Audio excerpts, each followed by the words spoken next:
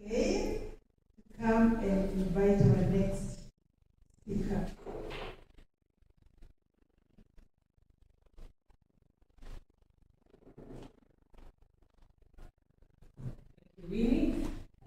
When I was in Tanzania, I tried to explain the hierarchies in university.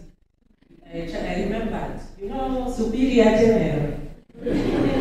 Who is the highest? It's the superior general. Yes. And then followed by? The vicar. Okay, think in that way. So this is our, should I say mother superior?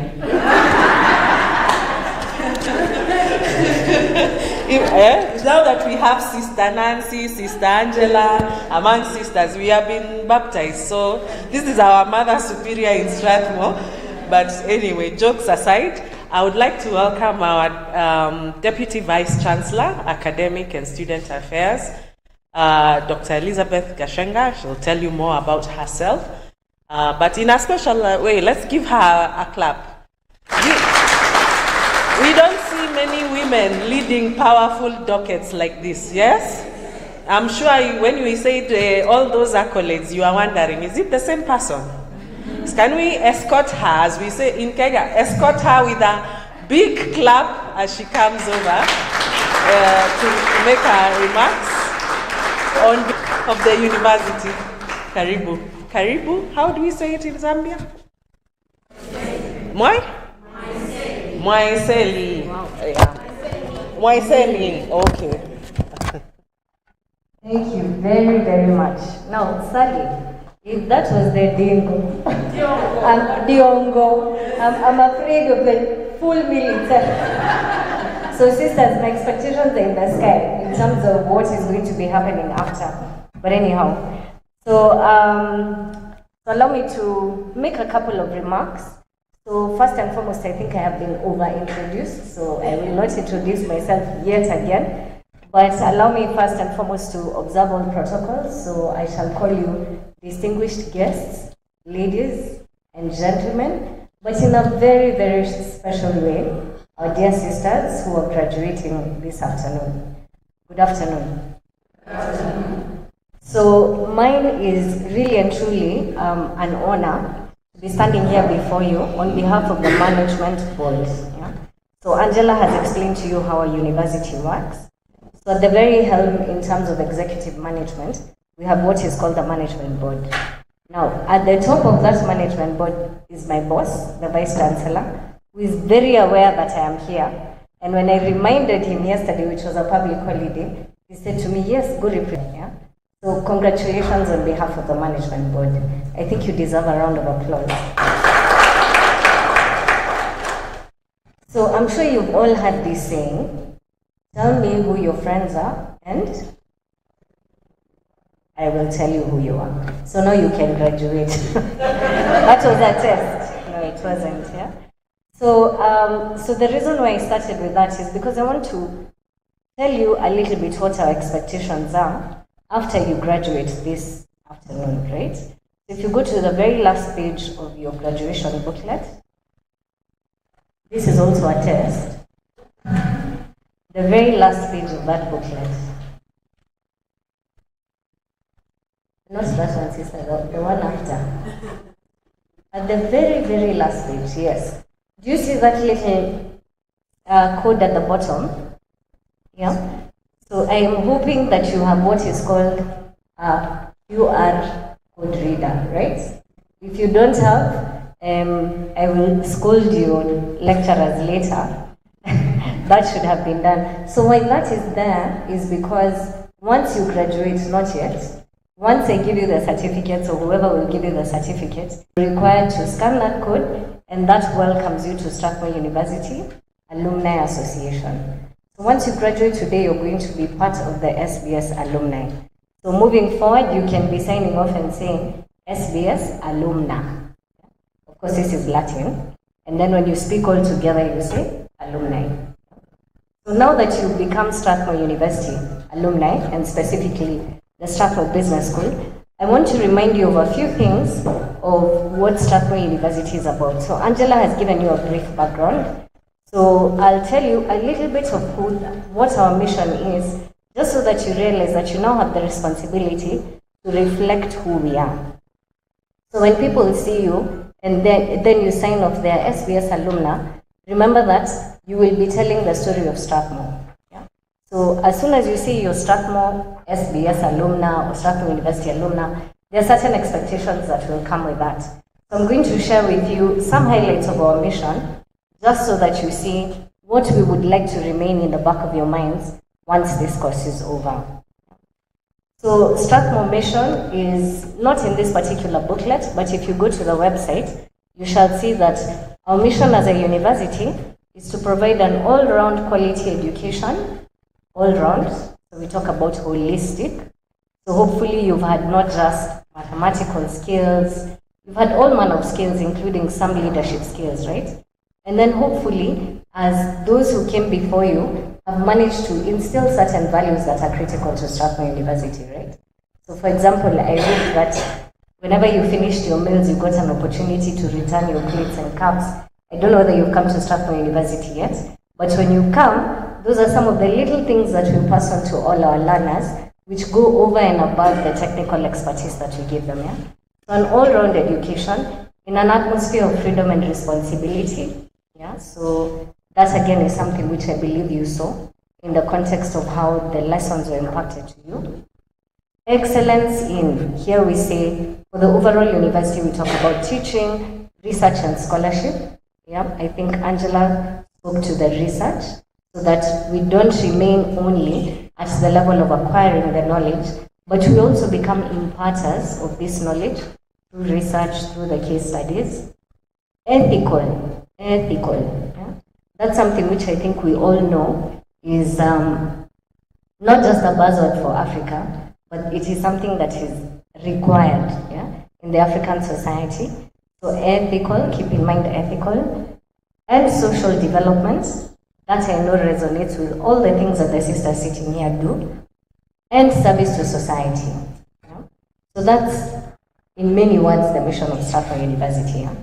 So in brief, what are we saying? Yeah? We're saying that at the end of all those things, what we're trying to do as a university is to prepare people to be able to serve society, but not just to serve society, but to serve society how society wants and needs to be served. So that ultimately is what it is. Now, having sat through your projects, I could see that actually that is something that you have embraced. Yeah? And whereas usually with the rest of our graduates, we really have to hammer in that point of service to society, I think with you sisters must have come easy, because that's what the entire project is about. Yeah. Now, what do you sisters, having listened to all your projects, what are you all trying to do? Yeah? So all of you are trying to precisely that, yeah? To respond to the immediate needs of your communities. So I had about projects to do with education. I had about issues with respect to responding to some of the needs of the most vulnerable communities that you work with. Yeah? I had about agricultural projects. I've been told about how some of you live 7 hours away from here, in places where I don't think I can go, because I hear you have to pass a bridge that was built 100 years ago. Yeah? I'm not sure I'd be that brave. Yeah? So you're precisely where society needs you. Yeah? So this is to encourage you to keep at that. Yeah? Now the theme for this particular training, which actually happens to be the theme of the entire university for this year, is sustainability, right? And I think Angela couldn't have put it better when she said, you know, in 100 years' time, we need to continue to be in existence, right? It's absolutely essential for those of us who are alive now and you who are running these projects, the graduates from these projects, to already start thinking, 100 years from now, hopefully we shall be in heaven.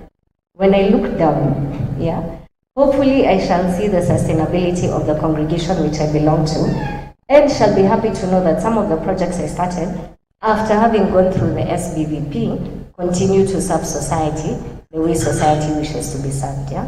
So that's an expectation that we have as you become Strathmore alumni. Now, that of course depends on the sustainability of the social enterprises that you're running, right? So as you go and as you struggle, and as William here was asking you, where is the money? I can't see the numbers here. Ultimately, keep in mind that it's for those higher goals, yeah? It's to make sure that whatever social enterprises we're putting our hearts into continue well into the future, yeah? And here I'd like to remind us of something, yeah? That ultimately, and perhaps Father Gabriel is going to speak to that, but as you spoke to your charisms, I think all your charisms are headed towards more or less the same direction, right? Which is about re-evangelizing the world, yeah? I mean, I could hear, okay, I'm not going to attempt to repeat them because I think I'll get them all mixed up, yeah? But majority of them were, you know, appreciating the call of the Holy Spirit, etc., yeah? And deep down inside, I guess we've seen, yeah, from the trends in the world, that the evangelization is going to depend on Africa, right? You just need to look at what's happening in the rest of the world, and you realize that that evangelization of Africa, its sustainability, is dependent upon the congregations who are seated here and other congregations that that exist, not just in Zambia, but in the rest of Africa. So what does that call for? It calls for fidelity to the calling. So yes, one thing is the congregational charism, but then also there's fidelity of the individual in terms of their calling. Yeah. So I know that when you left it out in the presentation of your projects, either your own fellow graduates, then you are not graduates, yeah? Your fellow classmates who are the sisters, or the team that was before you was asking you, okay, you didn't tell us your charism, yeah? So if you don't tell us your charism, then we're not sure what are you doing, yeah? And why are you doing it? What's your value proposition, etc. So that of course means that as an individual, one has to have embraced their personal calling in the context of that, yeah? So Strathmore is expecting that of you, yeah? Because we realize that is part of the sustainability that is required in those social enterprises. So as you graduate today and as you go back to as we dance, yeah? Because we want to go back before we dance, yeah? As we dance, and you know, we'll almost leave feathers here, yeah? Please keep in mind that at the back of your mind, you know, those are the things that ultimately matter, because we're not here forever. So sustainability depending upon not just you as a group, but each one of you as an individual, yeah? So the expected learning outcomes, speaking to the all-round formation, were not just the skills and the competencies, yeah? So a major aspect of our vision at Strathmore University is usually to foster the improvement of every single person who goes to the university as a human being, yeah? So many of our graduates usually sell in the market not because of the fact that their skills and competencies are very good, which normally we try and make sure they're very good, but usually it's because of this other thing that we have tried to do, which oftentimes even the students themselves are not able to articulate, but which speaks to that, yeah? Have we made you a better person as a human being? Yeah? Later on you can speak to Sister Celestine and she'll tell you about one of our diploma graduates, I believe she was a diploma graduate, yeah? Who after finishing went for an interview, and even before they could speak to her about her skills and competencies, just how she presented herself, what she was wearing, already helped her to get the job. So when you eventually come to Strathmore, I can see from the faces, perhaps not many, if at all any, has come to Strathmore University, yeah? But when you come to Strathmore University, you will see that because of that, there are many things that we do which ordinarily wouldn't pass in a university. So for example, we have a dress code, yeah? The students dislike it with a passion when they're in the university, but you'd be surprised how later on they come back and they say, oh, thank God for that dress code, yeah?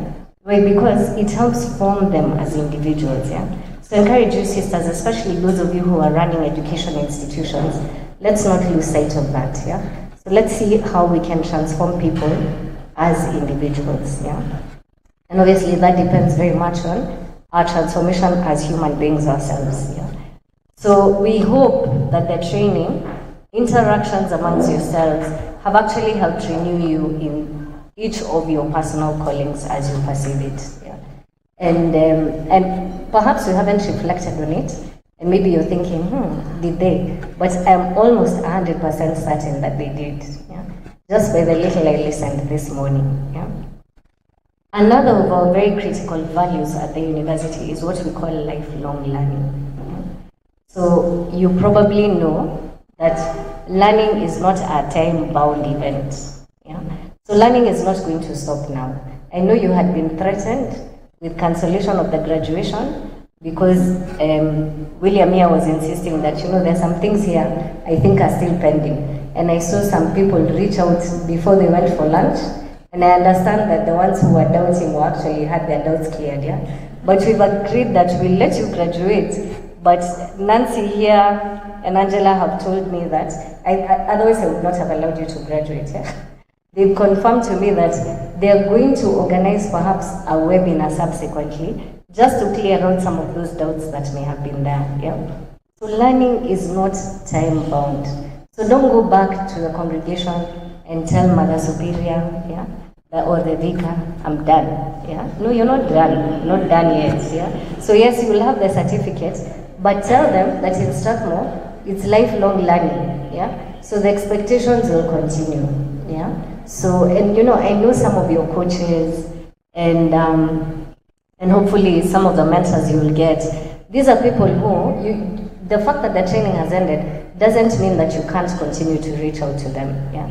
And I can assure you, many of them, and even myself, normally they'll tell you, executive education trainings, I try as much as possible to be at the graduations, but I'm usually not as present as in the academic one. Yeah? But for SBVP, I have been to many, yeah? Why? Because this for me is a very important way of creating an impact in society, yeah? So don't let me down, yeah? Impact requires lifelong learning, yeah? And then finally, part of the reason we let you graduate despite these small gaps, yeah, is because you're already making an impact, yeah? Just by sitting where you're seated, yeah? Just by, being in the habit. That speaks to many people, yeah? So keep up the impact that you're making in society. I've been telling them how, in my conversations with the PI, when I see Paul out there dancing, helping me to find the mass, yeah? It's because of the fact that you've already impacted, even within our faculty bench, within the university. Some sisters have had the benefit, at least the ones of Kenya, to come for mass at the university. So we usually have daily mass as well. And on one of the days, the priest went on and on about the importance of the sisters and the project and how they have to pray for the students, and kept telling the students, look at the sisters, etc. So you're already making an impact doing what you do. Yeah. So this is just to encourage you that already, just by your interactions and giving witness through the work you do, you're already transforming lives, yeah? So as you're out there and it's far away and it's very hot, and the chicken or piggery project you started, chicken are dying, yeah? I had people talking about seasonal vegetable farming, and then the rains didn't come, When all that is happening, keep in mind that it's worthwhile, yeah? It is having an impact, yeah? And as I think Nancy told you, just by dint of hearing, I think some of you picked it up actually, in your projects where you were saying, in terms of defining your value proposition, just the fact that you work, the way you work, the ethical nature of the work, people will buy your vegetables, even if they are not very good. Why? Because of the fact that you want to support such causes, yeah? So basically what am I telling you is that it is worthwhile, yeah? So people find meaning in what you do, so don't let us down, keep at it, yeah? Now, even as I speak, yeah, and I told the sisters in Nairobi, I actually have in my mind, on top of the shelf, I have a decorative piece that was a gift from one of the congregations, yeah?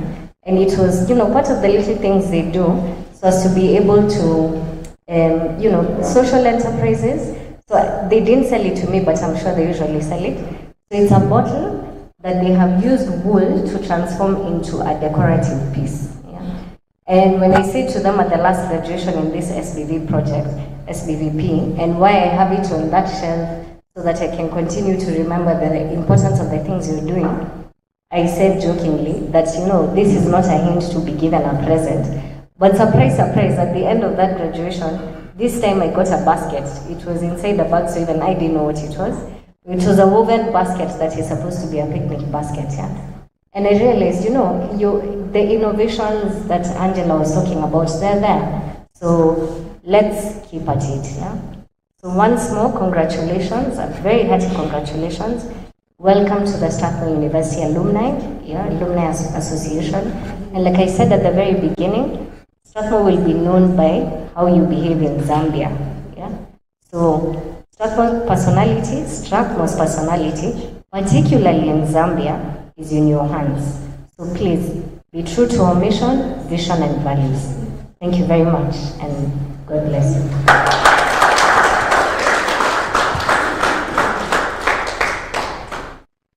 Thank you, Dr. Elizabeth. We actually have two Elizabeths on the program. So we have Sister Elizabeth and Dr. Elizabeth. Soon we'll have Dr. Sister Elizabeth. So I would like, just before we have our keynote speaker, so that we don't start meditating. Sister, you want to give us a song for 5 minutes?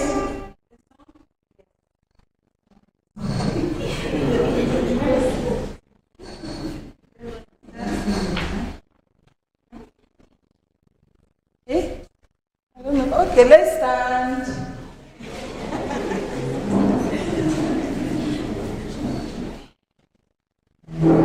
Like the song goes. You know what is Igwe?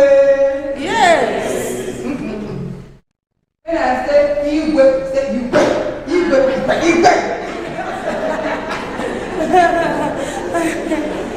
Okay, can we start? Are we ready? Yes. Are we ready? Yes. We'll start with, when I say Igwe, you say Igwe. Then I begin the song. Igwe. Okay.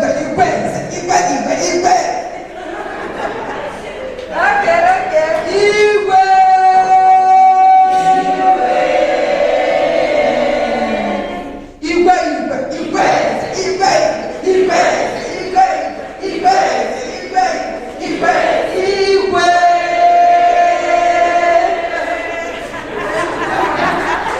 Thank you very much. We needed to stretch. We are going to listen to our keynote speech. Our keynote speech will be coming from Father Gabriel Mapulanga, Executive Director of Caritas Zambia. And to do justice in inviting him, I'd like to ask Sister Elizabeth to come and invite our keynote speaker. Let's clap for her, she comes.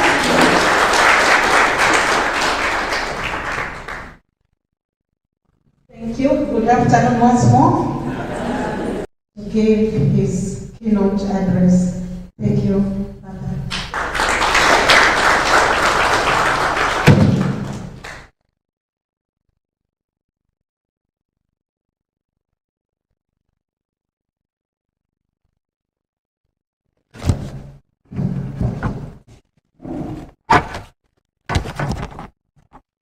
Good afternoon, my dear sisters, my dear brothers. Thank you. When I was ordained a priest, I was 28 years old, and I was made a parish priest for a very, very big parish. And the first day I went there, I was shivering, and especially during Mass. But the herb saved me. People couldn't see that I was shivering. I'm not used to, that time I was not used to talking to a group of people, and especially talking to the sisters, because I'm very shy. So don't look at me. Anyway, my dear sisters, my dear brothers, my dear friends, if I can say so. Let me say that my name is Father Gabriel Maplanga. I am a diocesan priest. This year I celebrated 30 years of my priesthood, And thank you. And of course, it hasn't been easy, but I'm lucky in the sense that 14 years of those 30 years, I spent them in Europe, specifically in Austria. And in Austria, I happened to live in the village setup. Of course, I was also in the town setup, but at one time I was taken to the village setup. There is something like a village there also. But their village is far much better than, even far much better than our Kabulonga here. Kabulonga is one of the posh areas. And so I was put under, or I was working as assistant parish priest. My parish priest was a Benedictine priest. And I was living in the parish and going to study at the university. And so one thing I came to learn, or I came to know, is that the Benedictines are very good at social enterprise. And actually, they are almost like the best. And when you go to their monastery, you really wonder how their monastery is organized and how they are creating what I can call wealth around the areas where they are living. And then for them, what they do is wherever they are working, they try to create something, let me call it wealth. They try to create wealth, and they use that wealth to minister to the people around and also all over where there are Benedictines in the world. But not only Benedictines, but other congregations do almost the same. And I got very interested in this kind of thing. And because of that, in my studies, I studied social ethics. My interest very much was mainly with economics and politics in the societies where we live. And eventually I got the interest to say, how do these monasteries or congregations survive? And of course, they survive because of social enterprise. Without that, they can't. And they are recognized world over. They are even recognized by the state. And they get prizes for innovation. And they are so much respected because where they are actually the life of the society where they are. And everything depends like on them. It is the monasteries supplying the societies where they are. And so I got very interested, and eventually, of course, I wrote a book. But the book I wrote, I was very much interested, not so much on poverty. I wrote a book on, of course, poverty reduction. But my focus was wealth creation. That you defeat poverty by creating something. For you sisters, I don't need to be talking of wealth, but I want to be talking of creating something. And that thing that you create helps you to minister better. And if social enterprise is not like this, then it must be something else. So my dear brothers and sisters, let me say I'm very grateful to be invited to give this keynote address for the sisters who are graduating. And actually I was given a topic, and the title of the topic is Social Entrepreneurship, Reimagining the Role of Religious Sisters in Social Development. I liked this title. I like it. Let me say it again. I like it because this is the way to go. And so when you look at the term social entrepreneurship and then reimagining the role of religious sisters, then you get the point, and then maybe you get what I'm going to talk about. I'm going to talk about this topic, and in the way I will talk about it, I will try to give some simple context, and then I will try to explain what social entrepreneurship is, and then I will also talk of reimagining the role of sisters in social development. And what I'm very, very much interested in is to look around and see, are there some examples of social entrepreneurship among the religious? And I would like to give some examples where social entrepreneurship by the religious has worked, and it continues to work. And actually, it hasn't just started now, it started a long time ago. I mean, a long time ago. And I would like to mention some examples of social entrepreneurship. And of course, maybe it would have been better for me to start with a biblical text. But I'm not going to start with a biblical text. I will start with a context. And so the context is, for centuries, religious sisters have dedicated their lives to saving the marginalized, advocating for justice, and promoting human dignity. For centuries, they have been doing that.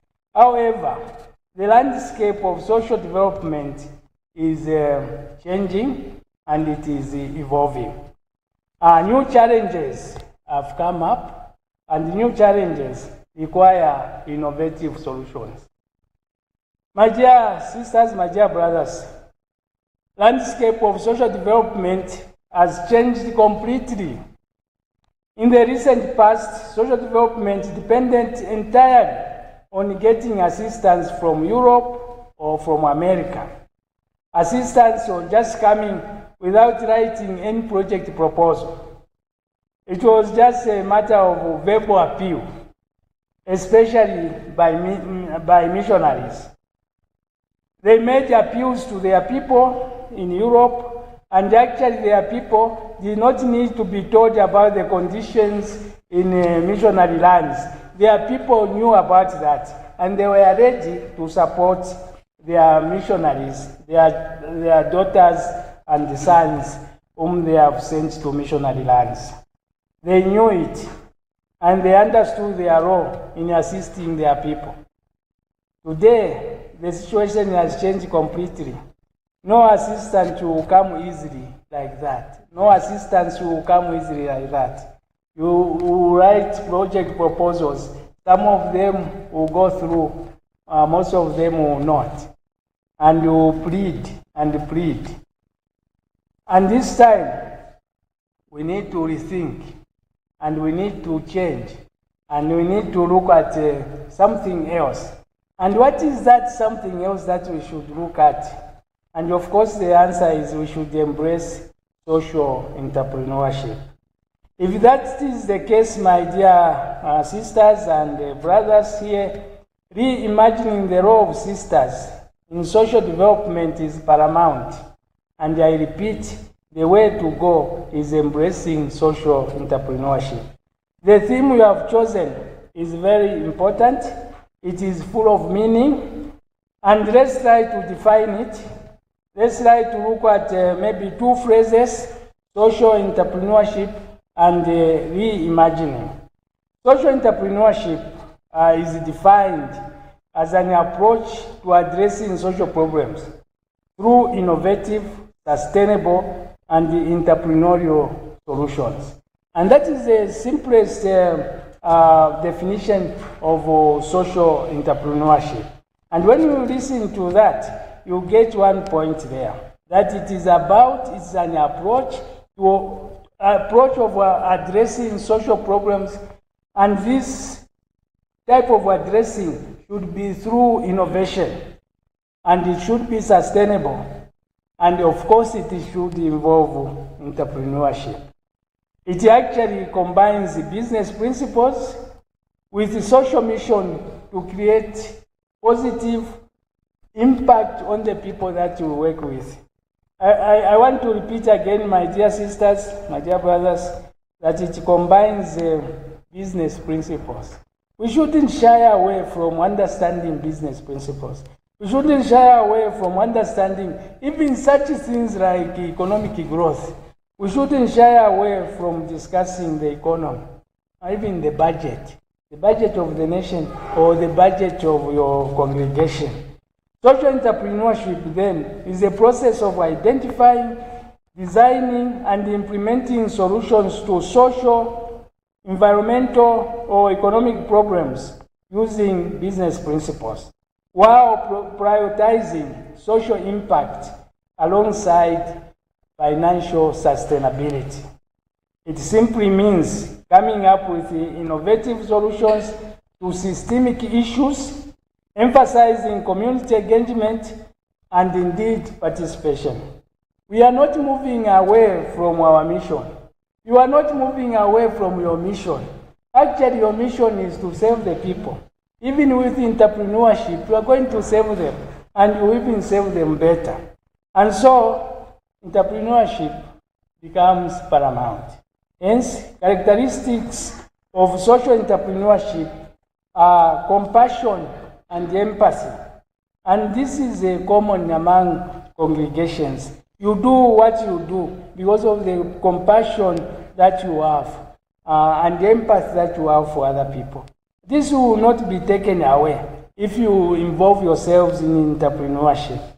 The other characteristic that we can talk of is the innovation and the adaptability. To innovate is to come up with new things, to try to change the way one thing is done and to do it in another way. And it also involves to adapt and to see how things are changing so that you know how to go along. So adaptability becomes very, very important. Community engagement and sustainability. And all these are still grounded in spirituality, our spirituality, and in value-based leadership that we have. My dear sisters, we are not moving away from our role, we are just reimagining it, thinking of it in a different way, and maybe today in a better way.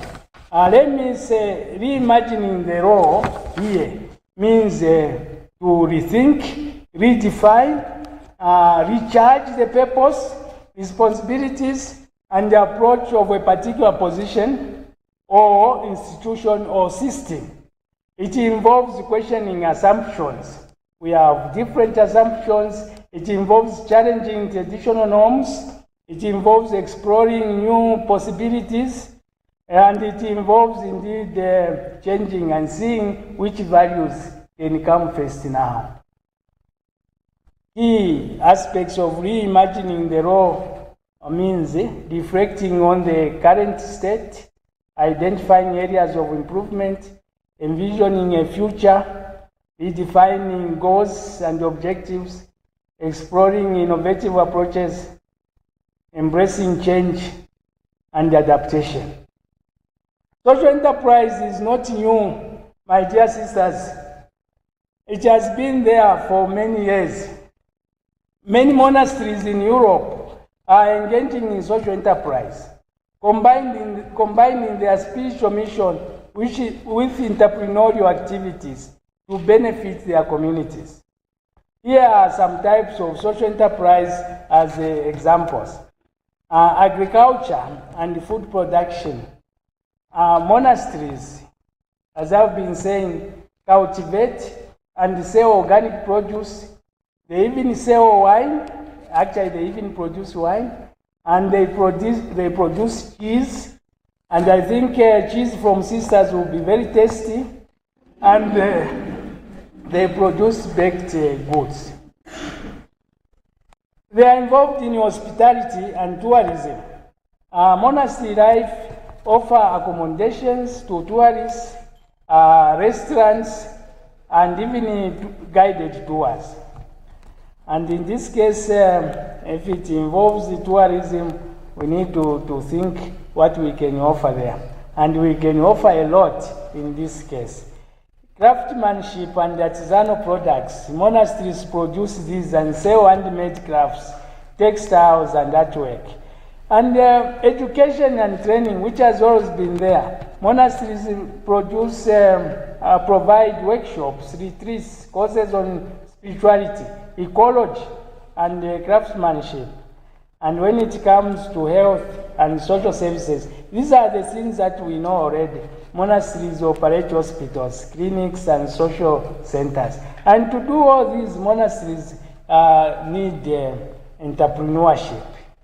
Let me give some practical examples. And I pick on one monastery that was near where I was living. It is called Kloster Neuburg Abbey in Austria, in Vienna in particular. This kloster, or this monastery, or this abbey, was founded in 1114. It is an Augustinian monastery, renowned for its stunning architecture, rich history, and entrepreneurial spirit. Here are some of the enterprises it is involved in as a monastery. The monastery, first of all, is well known actually all over Europe and loved because of wine production. Kloster Neuburg Abbey owns vineyards and produces high quality wines. I didn't taste. But if you don't believe me, okay, I tasted. Indeed, it is nice. The second one, but this one I don't know if you can try it. The second one is a brewery. The monastery operates a brewery. And the brewery produces beer, and it has been producing beer since 1634. And this beer is liked. And it is even named the monastery beer. Very tasty. And then, of course, agriculture, very, very important. The monastery cultivates fruits, producing vegetables and herbs, like ginger. Like here in Zambia, if you start producing ginger, it can do something. Then bakery is very, very important, producing fresh bread and pastries. Hospitality, guest rooms, conference facilities, and restaurants. Artisanal products, handmade crafts, ceramics, and artwork. Publishing house, producing books on spirituality, history, and culture. There are innovative initiatives. These are in the energy circles. They are very interested and they produce sustainable, efficient energy. And they are well known for this. Apart from that, they are well known for collaborating with local businesses and startups. A startup is a business that is picking up, is an idea. If you have an idea, then you try to make it become a reality. And you come up with something that is called startup. And so the monastery has the startups. It supports startups by other people around where it is, and it supports startups among its members. So social entrepreneurship, my dear sisters, is very, very cardinal if we have to survive.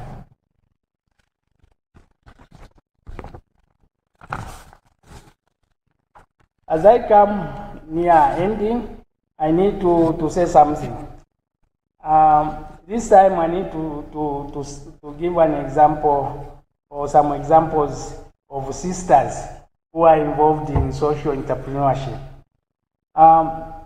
Before that, This monastery is well known for hydroelectric power plant. There is a river near their monastery, and they generate electricity from there. Solar power.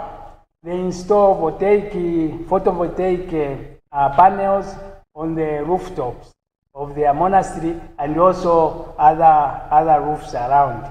And then they have one important thing, biogas plant, where they convert organic waste into electricity and heat.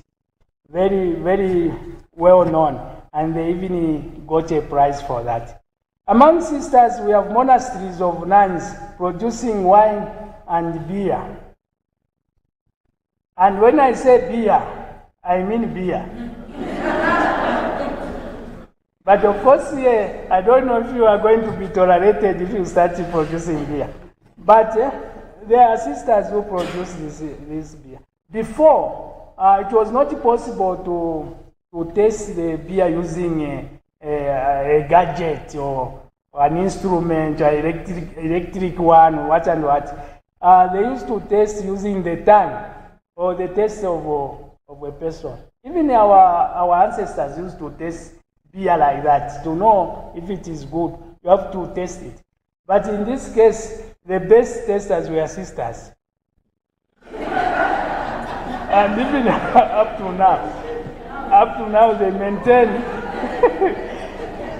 When they were producing beer, these sisters, they had one or two who were trained, and they became testers. And people prefer beer that is tasted like that, instead of being tasted by a machine. So some of wine producing nunneries, Abbey of St.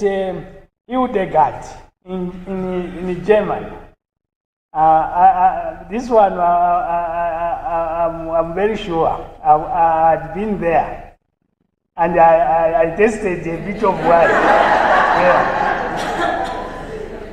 There are sisters who produce wine, and some of the wines that they produce, if you know some names, when people are talking of wine, there is what they call Riesling or Pinot Noir, something like that.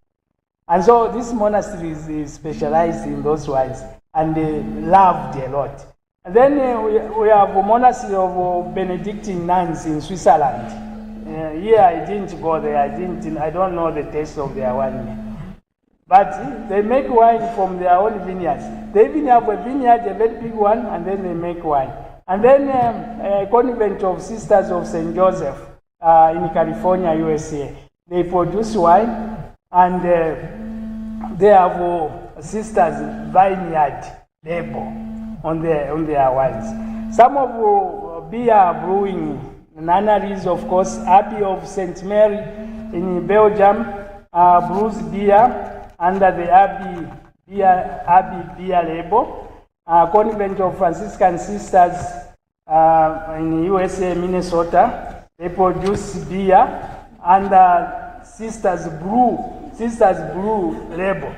And then Abbey of Cistercian nuns in Austria produce beer, including lagers.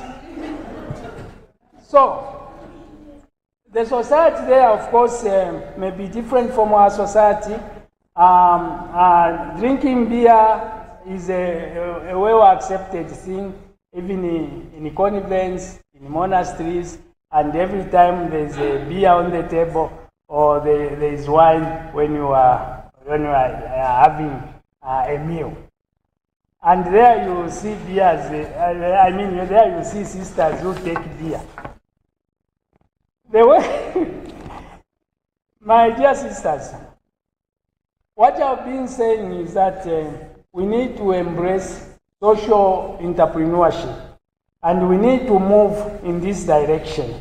The way to go is social entrepreneurship. For you sisters who are graduating, use the skills you have learned to engage in innovation. Think of a business idea. Think of how you can improve even the existing businesses or the existing things that are there already. If it is a school, think of some innovations that can be brought there. If it is a farm, think of something. And then I want to ask you not to be scared. People will say that you are moving away from your mission. You haven't moved away from your mission.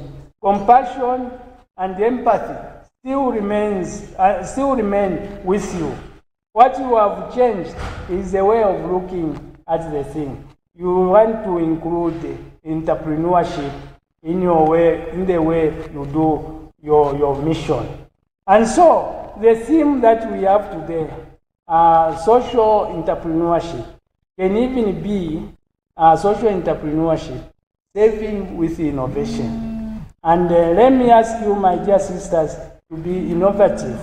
And even your training, I'm sure, and I'm 100% convinced, listening to what the leadership from Strathmore University have been saying, I think they have emphasized innovation. They have emphasized that you should really lead since you have been given the skills. As I conclude, I want to say that as we reimagine the role of religious sisters in social development, we unlock a new era of innovative, sustainable, and impactful change. Together, let us harness the power of social entrepreneurship to create a brighter future for our congregations and for our mission. Let me end with this quote. May our faith guide our action, and may our action reflect our faith. Amen.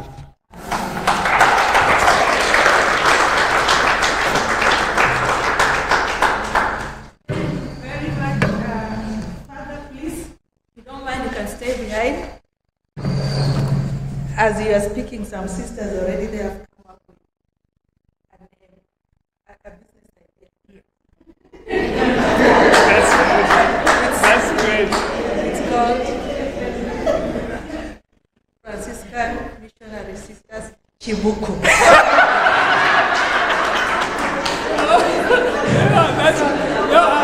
I will join that. I will be a member. I'll be on the board of directors. So Chibuku, for those who don't know Zambia, Chibuku is a traditional beer. Yeah. So I just want to call Dr. Gashenga and Dr. Angela. We just want to give you a small gift to appreciate the time that you have been with us and that keynote speaking that you have given to us. So if you realize that the theme, please come, Dr. Angela and Dr. Elizabeth. The theme of our graduation is social entrepreneurship, reimagining the role of Catholic sisters in social development. But Father has just already reimagined and said, serving with innovation.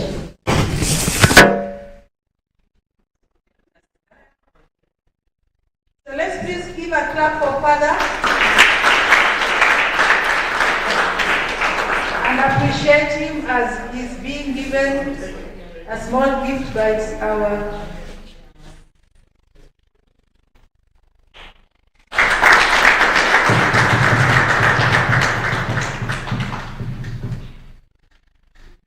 Thank you, Father, we appreciate you.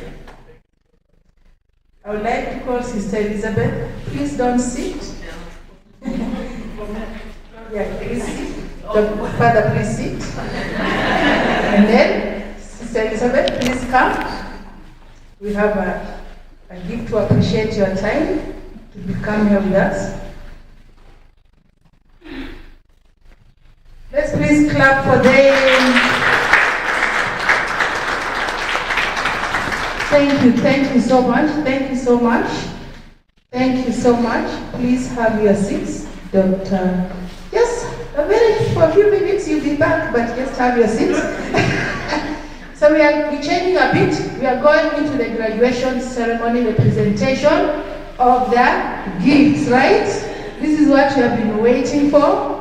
Our guests are here. I can see them come with flowers. Are there for us, the sisters, to organize themselves the way God these sisters going to organize themselves? Do you mind if you can give them 1 or 2 tips? Okay. I'm being told you are aware. Please, let's arrange ourselves. This side, on my right. On my right. Remove this, huh?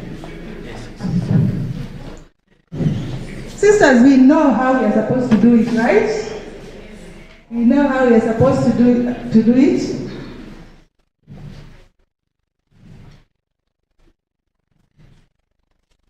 Let's celebrate them.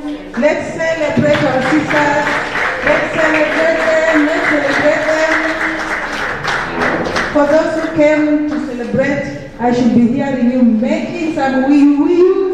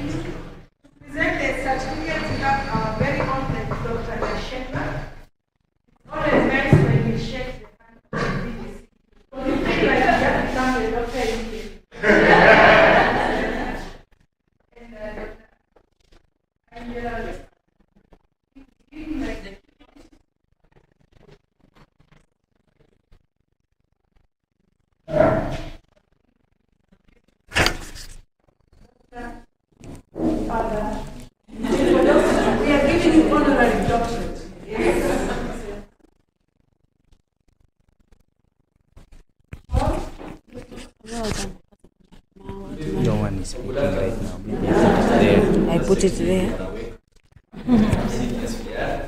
So I give contributions of the sisters.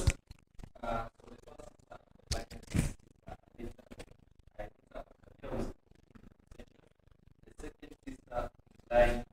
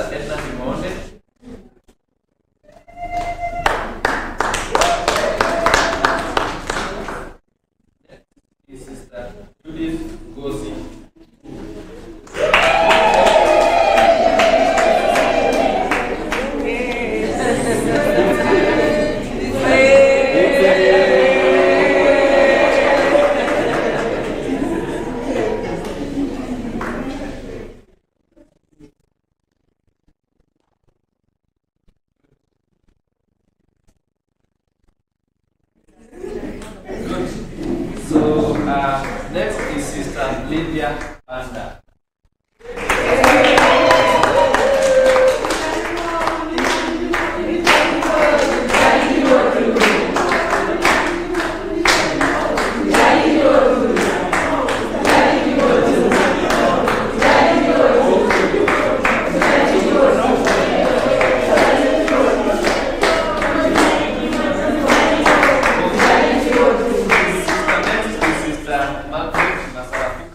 Who is also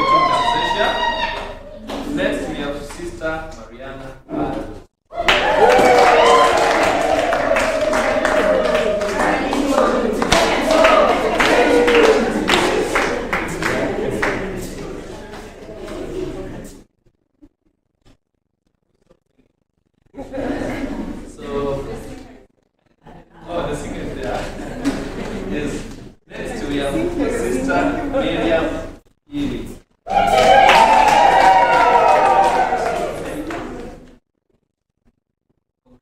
Sisters.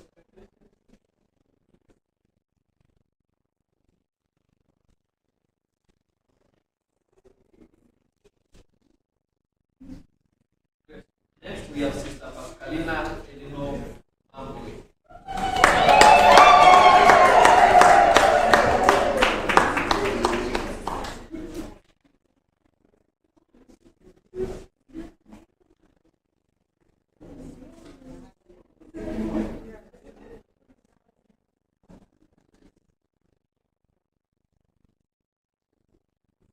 Next we have Sister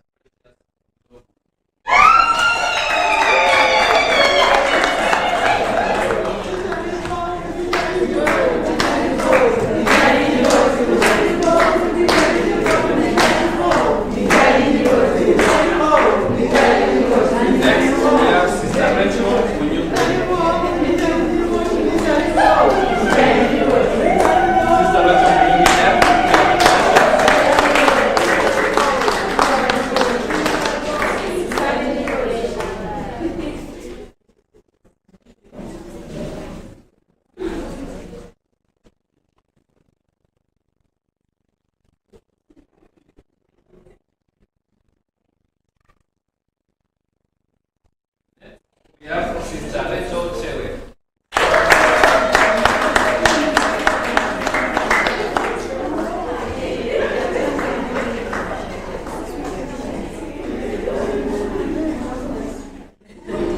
Next, we have Sister Roslyn Kiruka. Sister Roslyn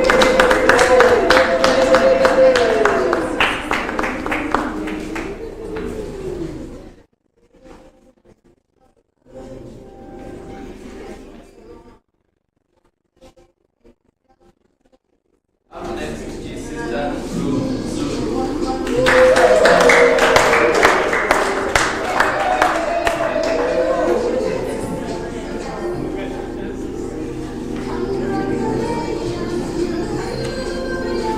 Next is Sister Victoria Oma.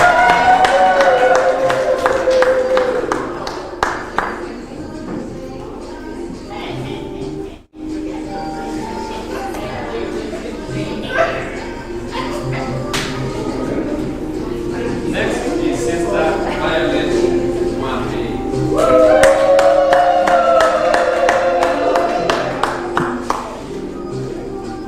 Sister Violet Mwambe.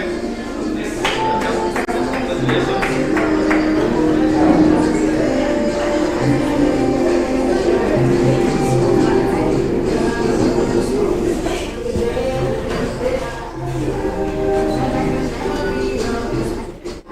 Last but not least, our class president,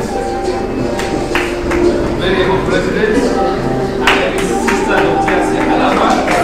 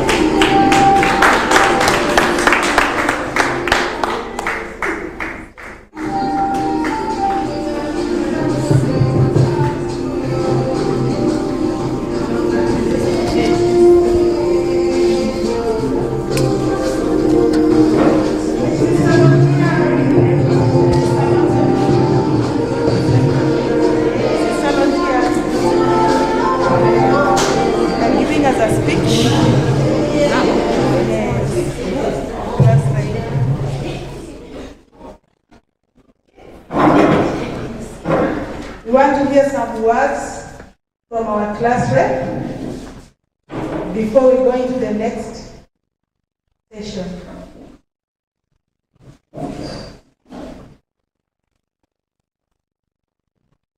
Good afternoon once more.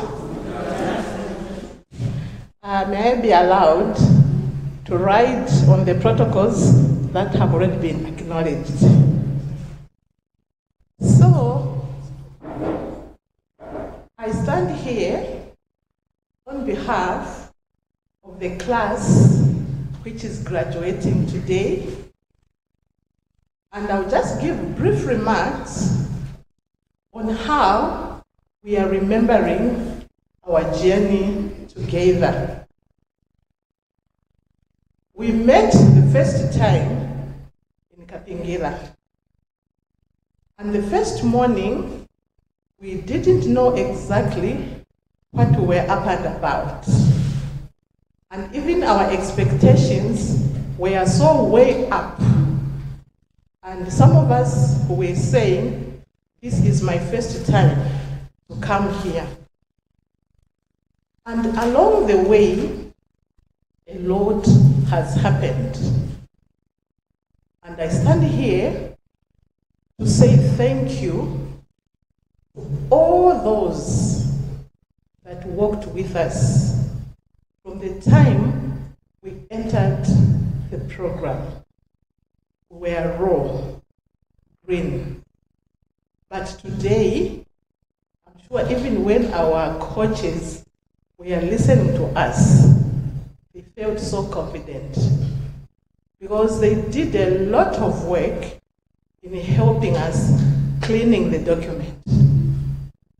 Some of us, we had 3 pages because we wanted to say everything and explain everything, but we were guided just to put key elements that you want to work on so that when somebody hears your document, it can speak for itself.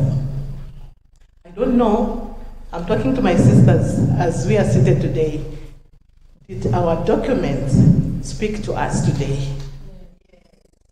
A clap for ourselves and for our coaches. And also, would like to appreciate all the professors that have worked with us. I still remember that morning. Where is Paul? Paul and Sister Celestine had a stressful day because one of our professors was not able to arrive because the environment in Nairobi was not so friendly. Flights were very, very slow. And we tried that day to patch up until one sister said, Sister Ruth, class president, tell us what is happening. And we patched and we managed. And then our professor came. And the day was so beautiful. And sometimes certain things happen for a reason. We would want things to happen the way we want them to happen, but God has His own way. And that day was a great learning for us seated here graduating. We are so anxious. We thought we had missed out, and yet we gained a lot. And also, I would like to appreciate that the program that we've been through did not divorce us from our charisms. Every time we walked into this space or that space in Kapingila, we were reminded, sisters, yes, acknowledge that you're going to do businesses, but work within your charisms.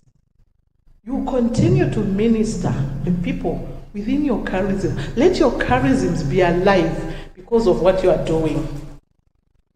And one of the doctors or professors told us, this statement, when it is said outside there, it means something else, but we are telling you, mind your business. And for sure, we're going to mind our own businesses so that we move them up and up and up. And as we shared this morning, we drew a lot of learnings. We were just sharing in our small pockets. That oftentimes we have missed it because we didn't know the what. we didn't know the why, and we didn't know the who. So maybe now we will be helped, even when we do our project proposals, to be so clear, what is it that we want? We would have had a lot of stories, singing a lot of stories in the project proposal. The people we are writing to, they have 110 things to do. They don't sit there to read our stories, but we just have to go to the point. I think it was a learning moment for us today. So I would want to give a big, big gratitude to all our coaches. You really worked this so well. We are grateful. And even the times that you met us, sometimes we wanted to dodge, and you would tell us, we'll do it over lunch. Oh my God. And we did it, and we are here. And it's not just words, because it's something that is hands-on. And we pray that what we have received over the past months will make our enterprises, our congregation, little by little, begin to be sustainable. The world has changed. There's no money. Even in our childhood, you would walk around and pick a penny. This time, people, they got their pennies so jealous that they don't want to drop. So we no longer pick money anyhow, meaning things are not okay. The world has changed. So on behalf of the class, I would want to say thank you again. I think during our meeting here, we had 2 occasions where we really felt supported. One moment, it was a celebration, and the team made sure we celebrated. Say hi to Bonnie when you go back. And then after that, he introduced the Paul to us. And also in the course of our time, we had serious bereavements. Our sisters lost people that were very close to them, and we were supported. And we kept on wondering what will happen to our sisters. But because of your compassionate hearts, you understood. We are here, all of us, graduating. And you really, really supported us. Thank you so much. Akweka, through Sister Celestine, thank you so much. You've been with us all the way. Sister Mlea, thank you so much. We knew Zas was working with us. Our mentor superiors, our sisters, and above all, Strathmore. The professors and doctors you sent here, they are well seasoned doctors and professors. Beautiful. We learned and we hope we are going to also impart some of the skills that we have drawn. Some of them were very, very practical. So I want to say thank you, because when elders have already spoken, I have no right to continue speaking here. So thank you very much. The road has been fruitful, and we are grateful. May God bless you and bless us all. Thank you so much. Thank you so much, Sister Lontia. Another clap for Sister Lontia. From what she has said, I'm going to summarize it into the grace of God is sufficient. With everything that she has said, for them to be here, the coaches, Strathmore, everyone that came, I'm only going to summarize it as the grace of God is sufficient, isn't it? Okay, thank you so much. And now we are going to have again Africa Directions to give us not a joke this time, but something like a main menu. And then now, yeah. Africa Directions, are you ready for us? Okay, thank you. You are free to join in. We are celebrating now, eh? We are in the mood of celebrating. So now everybody can be dancing to the... Please come in.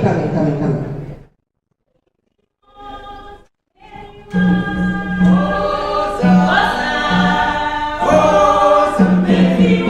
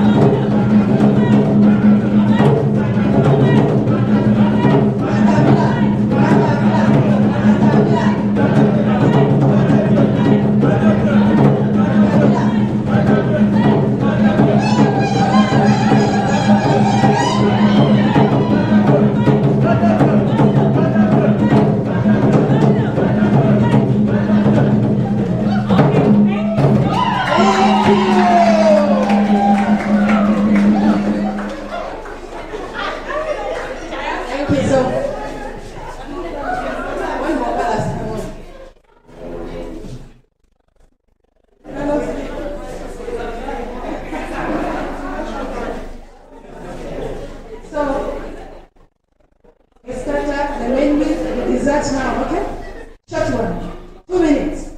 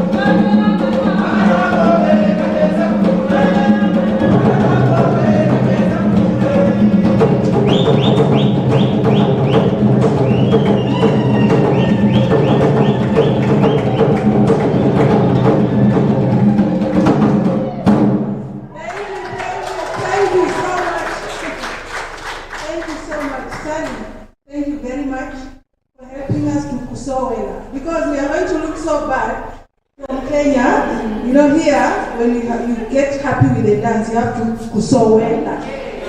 So that means you appreciate. So what we are doing here, we have redeemed our name as Strathmore. Thank you very much. We are coming to an end, and I want to welcome our very own. She's going to play three hearts. She's Dr. Nancy. She'll do the closing remarks. And she's Sister Nancy. When she's with us, she's Sister Nancy, okay? And then she's going to be Auntie Nancy because she's going to ensure that we eat something nice before we go. Welcome, Dr. Sister Auntie Nancy. Thank you so very much, Winnie. And I really have no words for you sisters, because of how far we have come together. You remember day one? Yes. And Sister Mariana will come from very far, from even before this, Sister Edna, and so many other sisters will come from far from past years. So it is such a joy to see your lovely faces smiling. In the morning, these were different faces, but here we are. It wasn't so hard, was it? So thank you very much for all the good work. I am at risk of repeating what my colleagues have said here. Sister Elizabeth, Father, and my fellow colleagues, Dr. Angela, Dr. Elizabeth, about this being a journey. We continue to learn. This celebration here does not mark the end of anything. It just means we have closed this chapter, we are moving on to something else, to implement. Because again, you don't want to fill your mind with too many things. You want to go and try out some of the things that we have learned and see which one works, which one doesn't, and then we come back and learn some more. But we don't come back before we share that knowledge with others. So this is just a way of saying, let us celebrate how far we have come, and we truly are very happy that we have journeyed together this far. In our journey, Sister Lotia has reminded us about the many things that we have experienced. We have laughed, we have stretched, we have tried to hide from our coaches, not seriously, but when the coaches call for a meeting, we are saying, oh, maybe let's try tomorrow, let's try next week. But that is normal for all of us, isn't it? Because we know that sisters have a lot going on, and so finding time to do what we need to do can be a bit difficult. But we have managed in the end to be able to find time to put together what we have. So sisters, thank you for your dedication, for your commitment, and we know that we are going to see a lot of things, a lot of impact. And as Angela has reminded you, we are coming. We are on the way. We are coming to see you. So please go on and implement. And we know there will be challenges. Please feel free to reach out to us if there's any way we can help. In the meantime, we are here to work together with each one of you. And now you are Stratizens. Dr. Elizabeth told us about joining the Strathmore alumni. So now you're part of Strathmore family. So please join the alumni where you'll be able to hear about all the many different activities that we do. And so at Strathmore we call you Stratizens, Strathmore citizens. So you'll be hearing more about the different activities that we have. And within that we have a section specifically for sisters, because we recognize that sisters are very special. So we have special activities in there. The groups that you have started, the friendships that you have made, please continue with them, because they are going to be useful. If you have a thought, an idea, a question, I'm sure you've been supporting each other through that process. So please continue in that same way, and we know that you will benefit from it. And I know some of my colleagues are also in those WhatsApp groups, so I'm sure they will be enjoying the conversations that you will have. So sisters, we are truly thankful for your time. We wouldn't be here if it wasn't for you. So thank you. We have thanked the graduates, and now we want to recognize all the people who are behind the scenes, who have been behind the scenes doing the great work. First of all, your friends and your family. We can see a lot of friends and family. Please wave to us, wave to the graduates. Thank you. Thank you for coming to support your friends, your family, your colleague. It is very important to get that support. So we appreciate you very much for that. And the people behind the scenes who've been doing a lot of work, spending nights, putting this together. So I will not name them, but they know themselves as BVP team. All of you, we thank you. Those who are here on the ground, those who are in Nairobi, those who are in Uganda, some of you came all the way from Uganda. We are truly thankful for the work that you have been doing behind the scenes. Those who are here, Sally, Winnie, Anne, thank you very much for the work that you do on the ground. So we appreciate all of you. We appreciate Akweka for the work that they also continue to do. From Nairobi, from here, when they call their colleagues here in in Zambia. We appreciate the work that they do. And the support of ZAS. We wouldn't be here if it wasn't for ZAS. Sister Elizabeth, thank you for your support. And even for this building, Anne and I were talking about when we first saw the building, and Sister Elizabeth took us around to show us the dream. It was still under construction. I don't even think they had gone anywhere past my height at that time, 3 years ago. And now here we are standing in this building. So thank you, Sister Elizabeth, for the work that you continue to do. And our keynote speaker, thank you for always supporting us. Father has been on this journey with us from the beginning, and he's always ready to support us in any way. So thank you, each and every one of you for the work that you continue to do. Your superiors in absentia, superiors who are here, thank you, because if they didn't give you support, you wouldn't be here. So we appreciate each and every one of you for the work that you continue to do. And now our celebration is not complete without a bit of cake cutting, isn't it? So we have to eat some cake so that we can really know that this is a proper graduation. And I am sad to see there is no wine. After Father talked so much about wine, and then we have a table without wine. That cannot be right. Paul and Matilda, that one I think if you were graduates you would not graduate.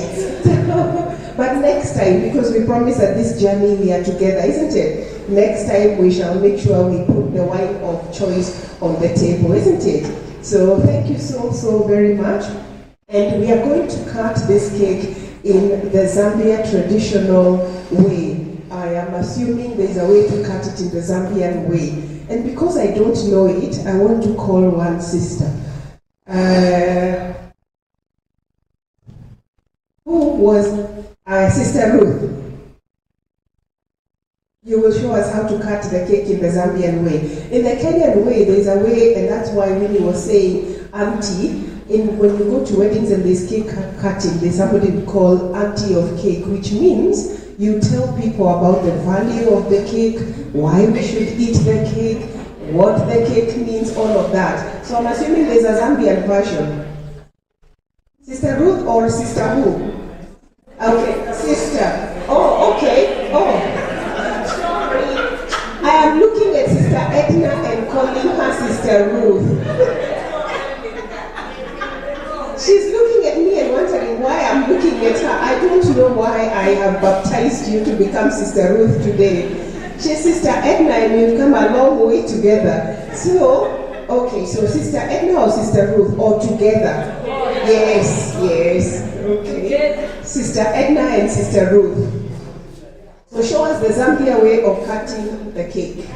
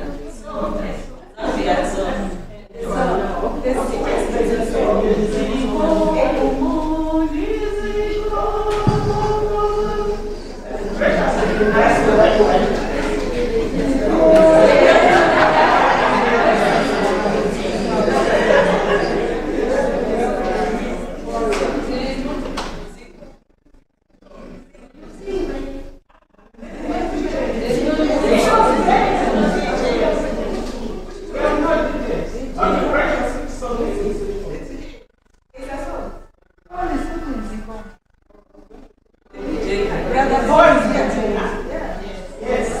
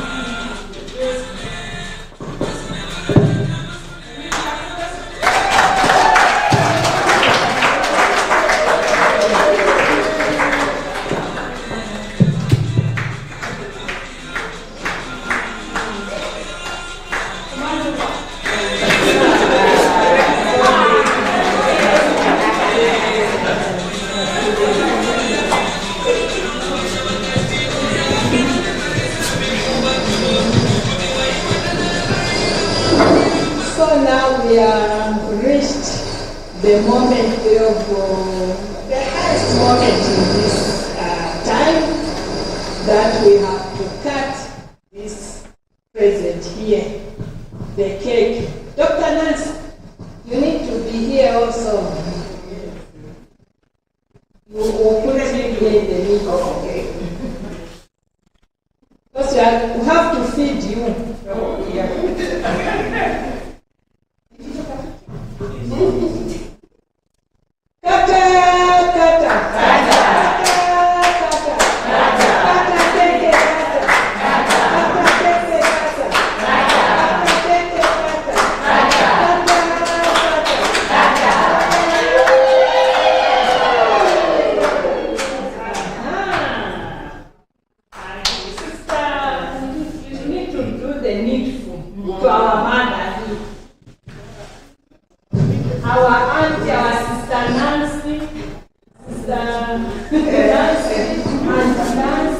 There is likely to be a few other mothers, Mother Elizabeth,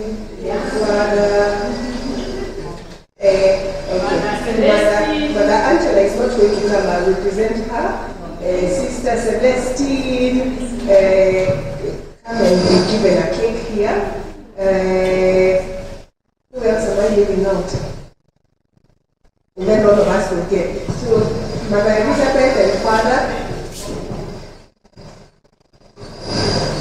And I think a fork was on the way. Sister Celestine.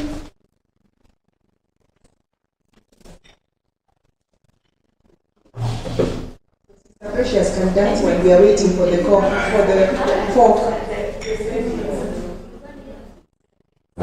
And the serviettes. Sister Precious, dance. As we wait for the fork and the serviettes.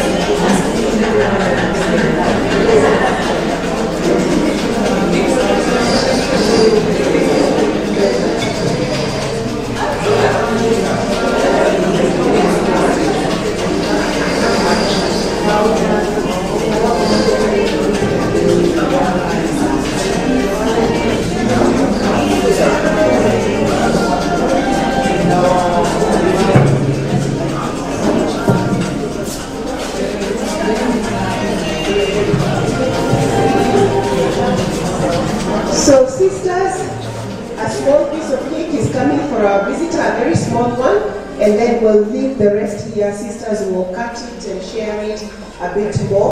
At least we have had tasters who can confirm it is a good cake, yes? Those who have tasted, is it a good cake? Yes. So the person who has cooked has done a very good job. So once again, thank you for a beautiful day. I know it's been a long day. And so we can finish the day, well, so that we can go and rest. Tomorrow we still have an activity. Are we together? Hello, sisters. Tomorrow we still have an event. So Paul has given you the instructions of how you will get to where the conference is. So I'm sure we'll be repeating those again this evening. But we want to thank you for everything and look forward to seeing you tomorrow at the event as we celebrate women and enterprise. We also want to recognize some new faculty and coaches for Strathmore University. So if they can just stand up and wave, new faculty and coaches. Thank you very much. I think the others have not been able to make it, but we shall meet them in due course. So thank you very much. Do we need anything else? No. I wanted to ask if Father could bless us. Yeah. Thank you all of you for coming. I'm just thinking each one of us should do a congratulations to the sisters. And we are going to do a waterfall clap. You know a waterfall clap? Okay.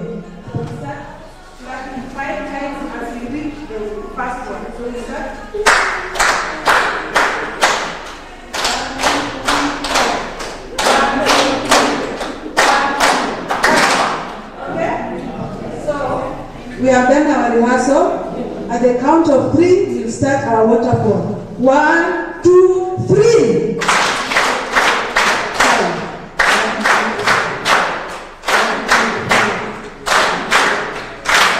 Thank you very much. Of course, with celebrations, there's some bites for us. After this, we'll go to the dining hall. It's on the right, just for some refreshments. And we'd like to bring this to an end. I would like to invite our father to come and make a closing prayer for us.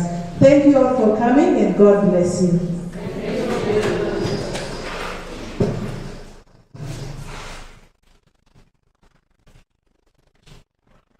Let us pray again, and let us thank the Lord who has blessed us during this event.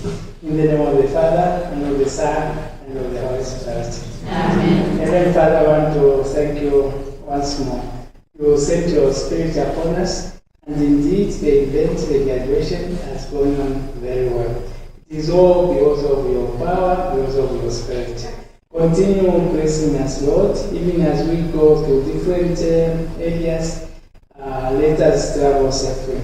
We also put into your hands our dear friends who are flown from where they were to come here, that when they go back, may they fly again safely back home.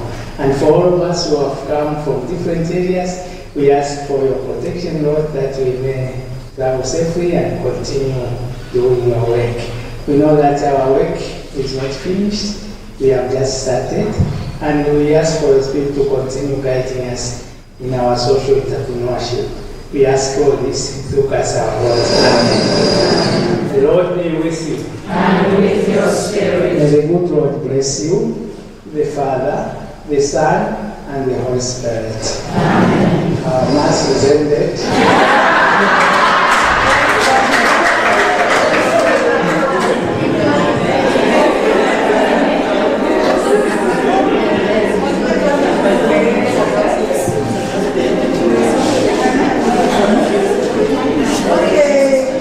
Brother Alex, high demand of a group photo. Please come and organize your sisters. The meeting is ended. Thank you for coming. But a photo has to be taken, right? Yes.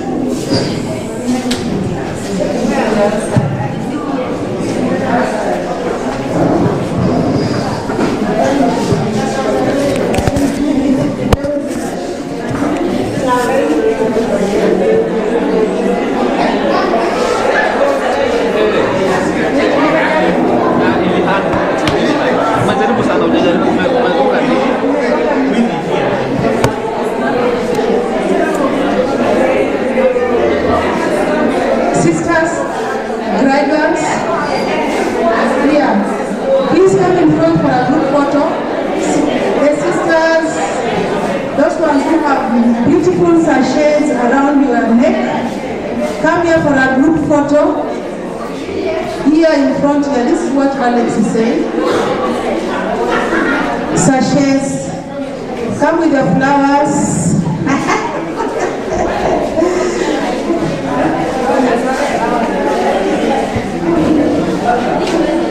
A group photo, sisters. 1, 2, 3. You are not alone, we're going to miss.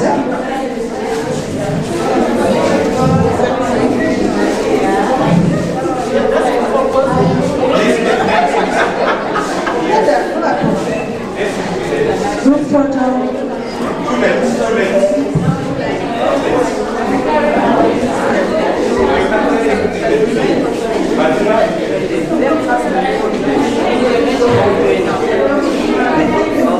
Sisters, let's have